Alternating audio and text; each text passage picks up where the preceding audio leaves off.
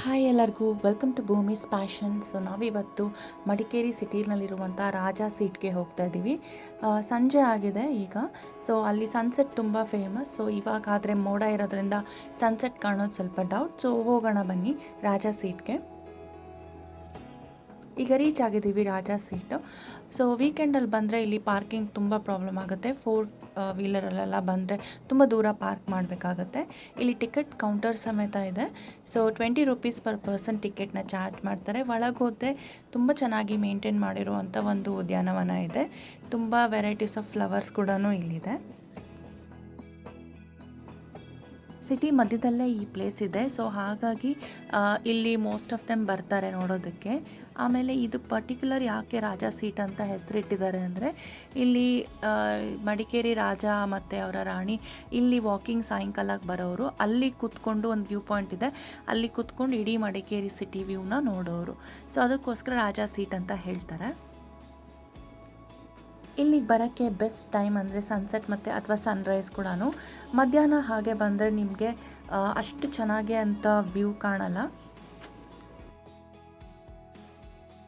ಸಂಜೆ ಟೈಮಲ್ಲಿ ಹೋದಾಗ ಇಲ್ಲಿ ವಾಕಿಂಗ್ ಮಾಡೋಕ್ಕೆ ತುಂಬ ಚೆನ್ನಾಗಿರುತ್ತೆ. ಹಾಗೆ ತಂಪಾದ ಗಾಳಿ, ಆಮೇಲೆ ಇಂಪಾದ ಒಂದು ಹಕ್ಕಿಗಳ ಇಂಪು ಕೂಡ ಕೇಳಿಸ್ತಾ ಇತ್ತು ನನಗೆ.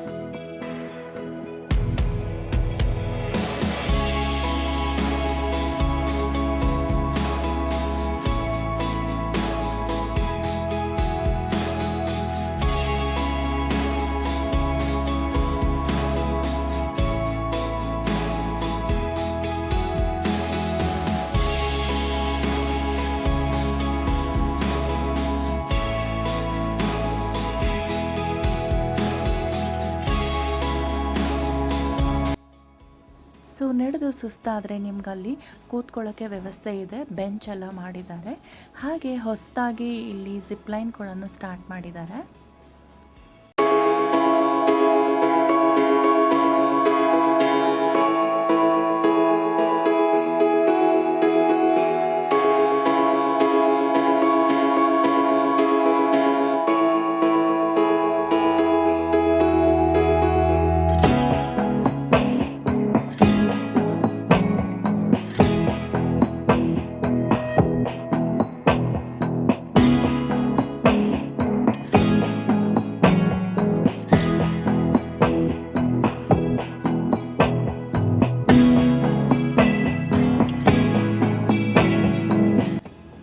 ವೆದರ್ ತುಂಬಾ ಚೆನ್ನಾಗಿತ್ತು. ಈವ್ನಿಂಗ್ ಆದ್ದರಿಂದ ಇನ್ನೊಂದು ಸ್ವಲ್ಪ ಹೊತ್ತು ಕತ್ಲೆ ಆಗಿಬಿಡುತ್ತೆ.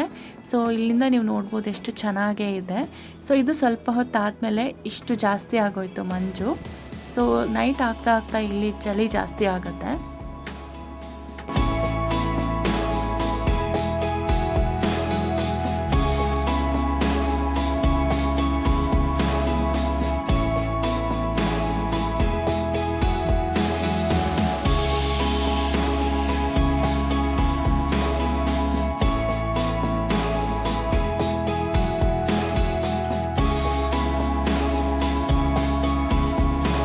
ಸೊ ಇಲ್ಲಿ ಆಲ್ಮೋಸ್ಟ್ ನಾನು ನೋಡ್ದಂಗೆ ಎವ್ರಿ 10 ಮಿನಿಟ್ಸ್ ವೆದರ್ ಚೇಂಜ್ ಆಗ್ತಾಯಿತ್ತು. ಸೊ ತುಂಬ ಚೆನ್ನಾಗಿದೆ. ಇಲ್ಲಿ ನೀವು ಮಡಿಕೇರಿಗೆ ಬಂದರೆ ಪ್ಲೀಸ್ ಬನ್ನಿ.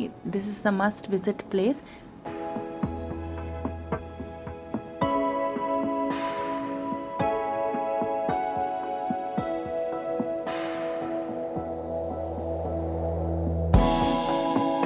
ಈಗ ನೀವು ದೂರದಲ್ಲಿ ನೋಡ್ತಾ ಇರ್ಬೋದು, ಅಲ್ಲಿ ಸನ್ಸೆಟ್ ಆಗ್ತಾ ಇದೆ. ಬಟ್ ಅಷ್ಟು ಚೆನ್ನಾಗಿ ಕಾಣ್ತಾ ಇಲ್ಲ ಕ್ಯಾಮ್ರಾದಲ್ಲಿ.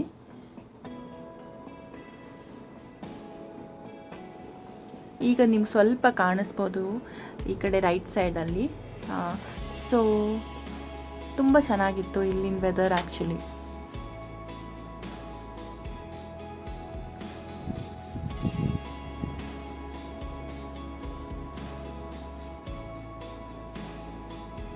ಈ ವ್ಯೂ ಅಂತೂ ನಂಗೆ ತುಂಬ ಇಷ್ಟ ಆಯಿತು. ತುಂಬ ಚೆನ್ನಾಗಿದೆ.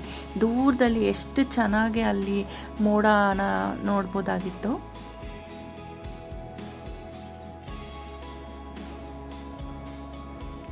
ಯಾರು ಈ ಚಾನಲ್ಗೆ ಫಸ್ಟ್ ಟೈಮ್ ಬಂದಿದ್ದೀರೋ ಪ್ಲೀಸ್ ಲೈಕ್, ಶೇರ್, ಸಬ್ಸ್ಕ್ರೈಬ್ ಮಾಡಿ. ಮತ್ತೆ ಮುಂದಿನ ವೀಡಿಯೋದಲ್ಲಿ ಸಿಗ್ತೀನಿ. ಟೇಕ್ ಕೇರ್, ಬಾಯ್.